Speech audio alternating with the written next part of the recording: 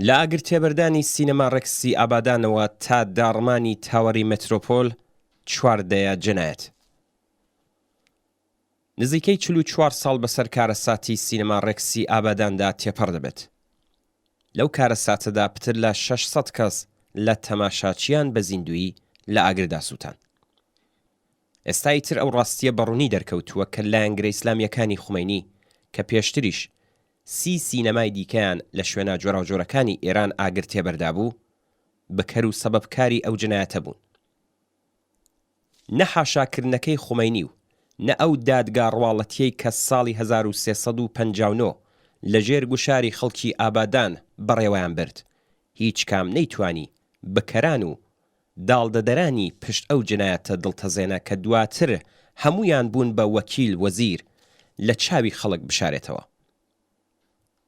ڕەژیمی ئیسلامی کە پێشینەیەکی وەک جنایەتی سینەما ڕێکسی ئابادانی لە کارنامەیدا هەیە، ڕەژیمێکی دز و گەندەڵ کە پتر لە 14 بە زۆری زیندان و ئەشکەنجە و ئێعدام دەسەڵاتی خۆی بەسەر خەڵکی ئێران و ناوچەکەدا سەپاندووە.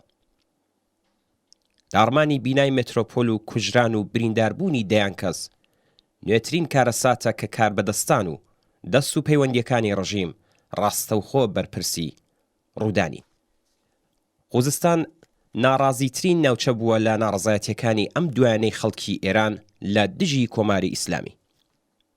ئەم ئوستانە دەوڵەمەندترین ناوچەی ئێرانە، خاوەنی گەورەترین سەرچاوە و کانگای نەوت و گاز و ئاوە.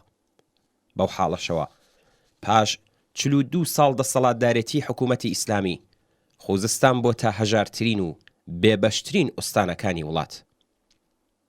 دانیشتوانەکەی لە ئاوی خواردنەوەی تەندروست و پێویست بێبەشن، برقی کافیان نییە، کشت و کاڵ و باغداری و ئاژەڵداریەکەیان خەریکە لەناو دەچێت.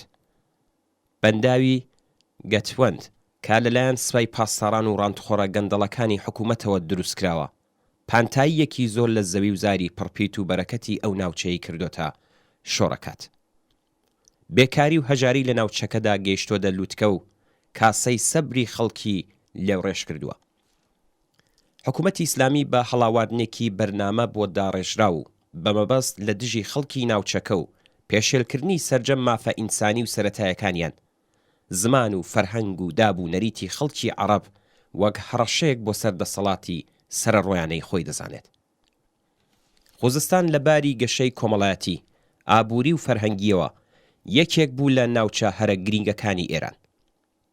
بە درێژایی مێژووی 100 ساڵی ڕابردوو، گەورەترین و ڕێکخراوترین خەبات و ناڕەزایەتی و ڕێکخراوە کرێکاریەکان لە پیشەسازی نەوت و گازی خوزستاندا شکلی گرتووە.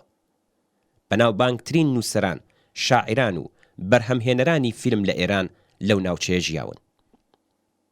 خەڵکی خوزستان کە لە دەست تەپوتۆز و خۆڵبارینەکانی ئەم ساڵانەی دوایی وەگیان هاتوون، دەنگی ناڕەزایەتی خۆیان لە هەمبەر بێئاوی، بێبەرقی، بێکاری و هەژاری و مردنی ئاژەڵەکانیان بەهۆی بێئاوی و هەروەها وشکبوونی دارخورماکانیان بەگوێی بەرپرسانی ڕەژیم گەیاندووە. بەڵام وەڵامی ئەوان بریتی بووە لە بەتاڵان بردنی هەرچی زیاتری سەرچاوە سروشتیەکانی ئەو ناوچەیە، سەرکوت و بێڕێزی زیاتر، گۆڕینی پیلانگێڕانەی پێکهاتەی کۆمەڵایەتی ئەو ناوچەیە.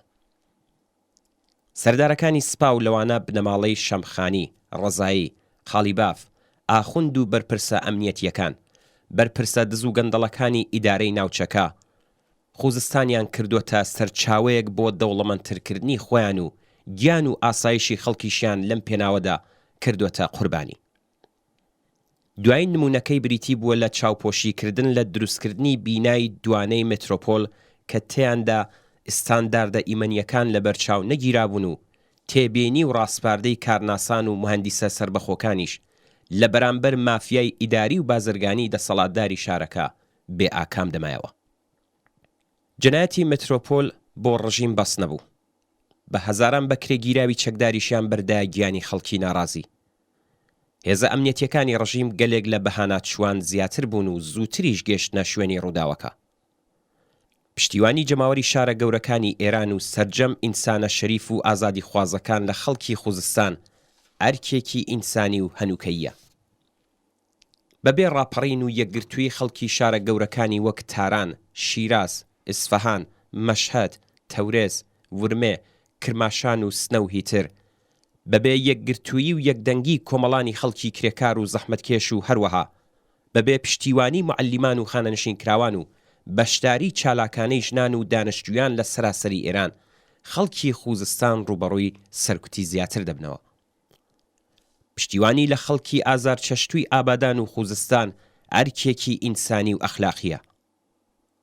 جەماوەری خەڵکی کوردستان کە بۆ خۆیان لەگەڵ زۆرترین سەرکوت و جەنایەتی کۆماری ئیسلامی بەرەوڕووبوون، خۆیان بە هاوبەش و هاوخەباتی خەڵکی خوزستان دەزانن و لەگەڵ بنەماڵەی گیانبەخت کردوانی خەڵکی خوزستان و دانیشتوانی شەریف و زەحمەتکێشی ناوچەکە هاودەردی دەکەن.